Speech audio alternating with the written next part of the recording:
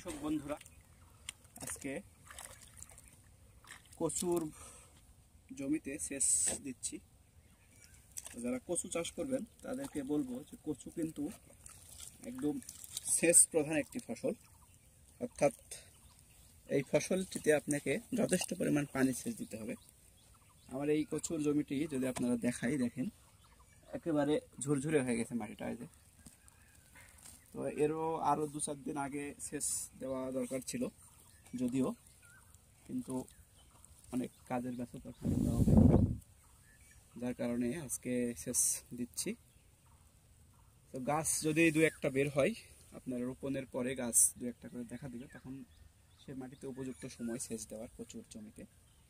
তাই যারা কচু চাষ করবেন তারা অবশ্যই এদিকটা বিবেচনায় রাখবেন এবং যত দ্রুততার সহিত পারেন, মানে একটু বিলম্ব না করে পানি যতটা সম্ভব কচুর জমিতে পানি সেচ দিবেন।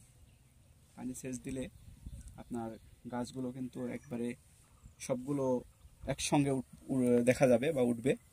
আর যদি পানি সেচ না দেন তাহলে সেক্ষেত্রে গাছ ছোট বড় হবে অনেক সময়, যার কারণে অবশ্যই আপনাদেরকে কচুর জমিতে কিন্তু পানি সেচ দিতে হবে, এটা অবশ্যক।